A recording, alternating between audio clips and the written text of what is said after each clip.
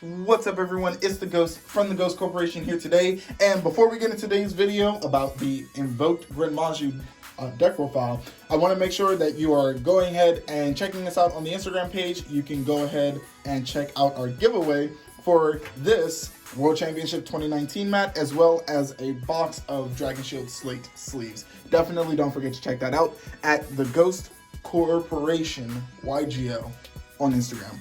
Go ahead, check that out. Without further ado, let's go ahead and get into the deck profile today. So, first off, we have to play 3 Gren Maju.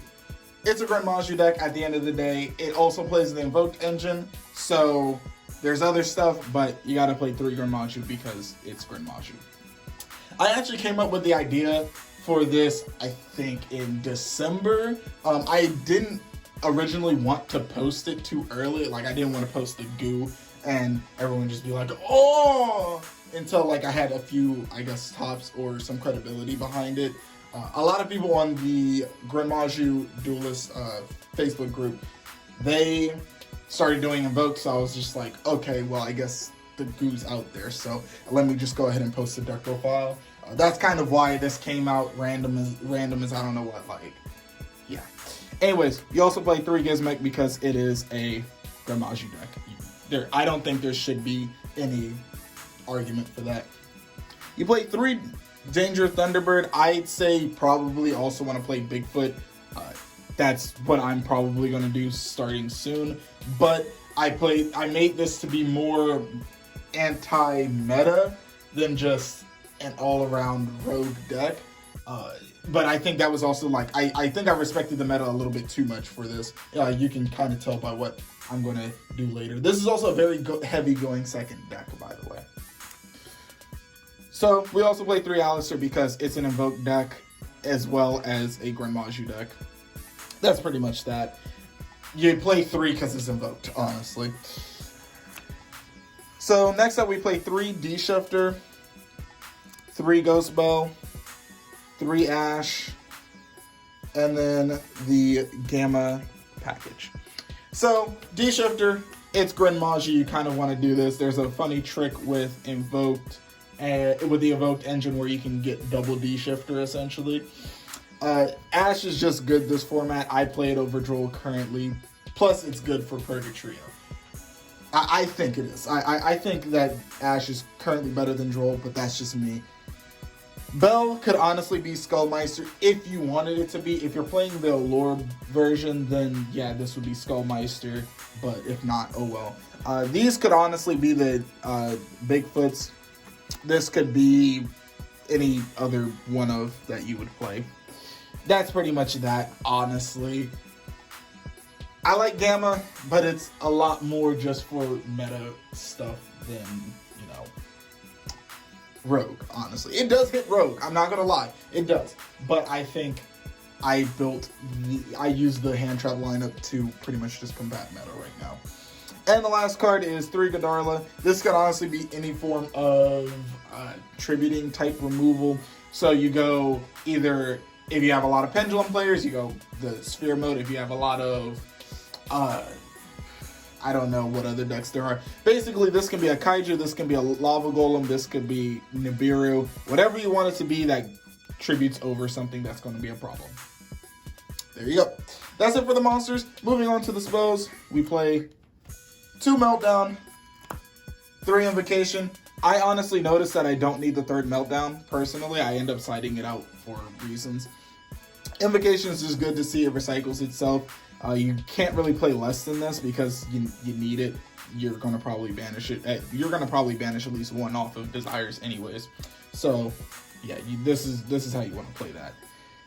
The Invoked engine honestly works pretty well. It's especially because you can do Meltdown and it just stays there, honestly. So even if you lose your board over and over and over again, as long as you keep that Meltdown and you keep an Invocation and you keep an Alistair around, you're fine, pretty much.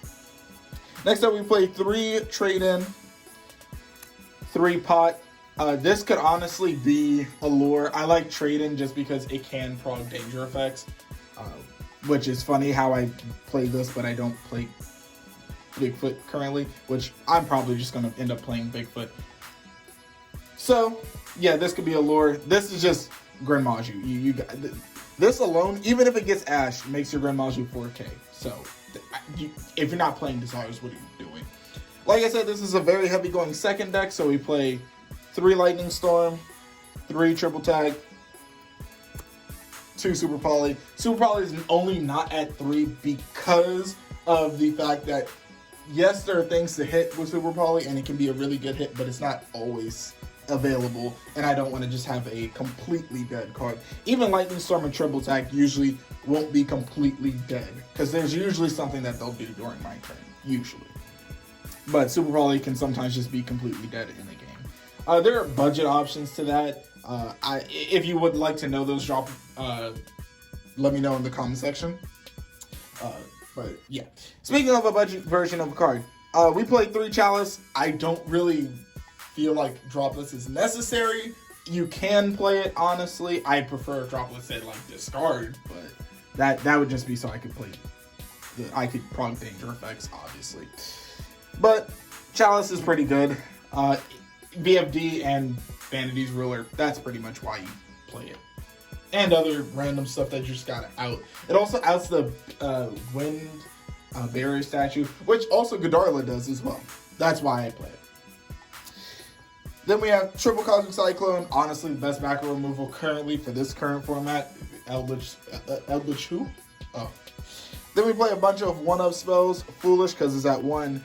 Terraforming's at 1. Harpies is at 1. Callbide's at 1. Motherfuck's Fusion and Foolish Burial Goods. They're not at 1, but you only really need to see 1 at a time. Like, this just is draw 1, obviously. So, in case you brick, kind of. Foolish actually dumps Gizmek or Alistair. That's actually really good sometimes. Because sometimes you have an Invocation, no Alistair. But yeah, this is just an extra Alistair. But it's not a normal summoned Alistair. Obviously, your third field spell. This just says, oh, you have no back row. This protects you from getting ashed when you're doing Pot of Desires or something. And last card in the deck is 1 red Reboot because it's at 1, and this is a very heavy going second deck. So they'll be setting traps, and you just want to just not have that happen. Anyways, onto the extra deck. So, like I said, this is Invoked, so we play 1 Alistair, 1 Almirage, and 1 Secure Guardian. I don't play the Needle Fiber version, the access code Needle Fiber shenanigans, so I don't play Artemis. And that's the explanation for that. Then we play 2 Macabre, 2 Purg, 1 Caliga. This is pretty much correct. You'll end up probably going through both of these, as well as both Macabres, because Macabre is the first thing that you usually do. Sometimes Caliga is the first thing that you usually do, because there's an interesting loop. If you think about it, you can end up doing, not even a loop per se, but you can end up doing double D-Shifter, and that sometimes can just spell out game, because that's just 2 turns of you just drawing and possibly gaining advantage. Yeah, especially with Gren Maju, you're just gaining nothing but advantage. Now, I will say D-Shifter it's pretty dangerous for you, but like not that bad. Then we play our Super Poly targets, which are Starving Venom, Dragon Stopelia, Coordius, the Triphasic Demon, and Eldritch, the Mad Golden Lord. This would honestly be Mud Dragon. Play Mud Dragon. In my opinion, just play Mud Dragon. This is only if you're, I guess, being spicier, you know you're going to be playing against a combo deck. And by combo deck, I mean someone, for some reason, is playing Dragon Link or Infernoble, and even Infernoble wouldn't do it because you would need an Xyz, but you get my point. Eldritch is being heavily played, in my area at least, so yeah, this is just really good. Then, of course, if you're going against Verte Dragoon thing, this just outs that. And this also outs it, but it really just depends on what else is on their board, to be honest. But those are our Super Poly targets.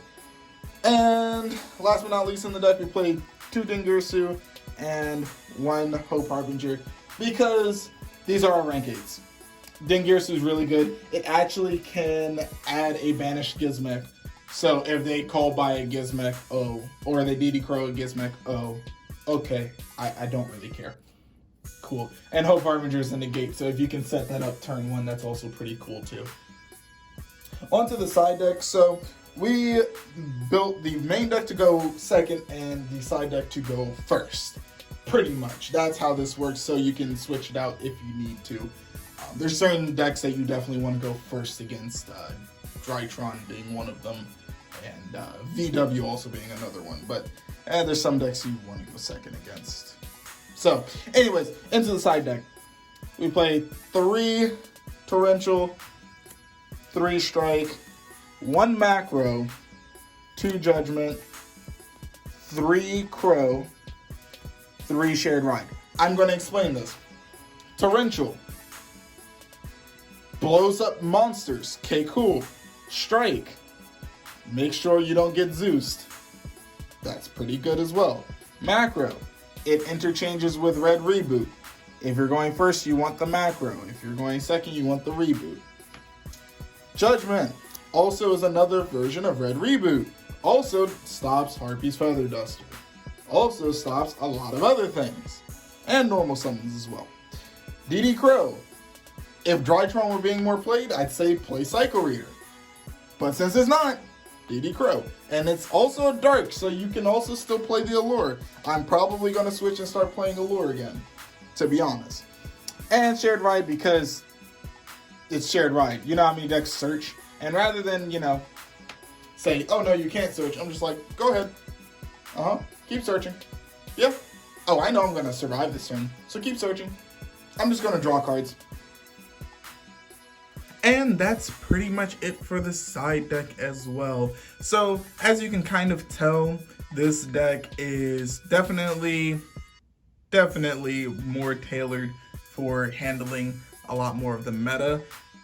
I'd say this is probably my favorite Gren Maju build. I don't necessarily like the Golden Castle one.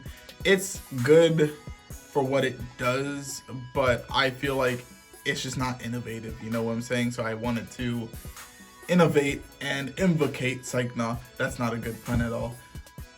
And yeah, I may not have been the first person to post in the group about it, but I've definitely been thinking about this deck and actually testing it in a bunch of Duelist Academy's weekly tournaments. Pretty much every week I've been testing this specific thing. I think it was only one week I was doing True Draco or something like that. But I've been refining it over and over and over again, and I'm pretty comfortable with this build. But I think also switching out Trade-In for Allure and adding the Danger Bigfoot, that would honestly help a lot personally, I think. Anyways, let me know what your thoughts are. Don't forget to enter the giveaway. Make sure you got to go over to the Instagram page at the Ghost Corporation YGO to go ahead and enter. And like I said, yeah, let me know your thoughts. And if there's anything I can improve on, that could be with the deck or the channel in general. Like, I'm always open to constructive criticism. If it's not constructive, I'll look at it, think of a joke, and reply to you. That's how I work. Anyways, thank you for watching. This has been the Ghost from the Ghost Corporation coming at you with the Invoked Gren Maju deck profile. Thanks for watching.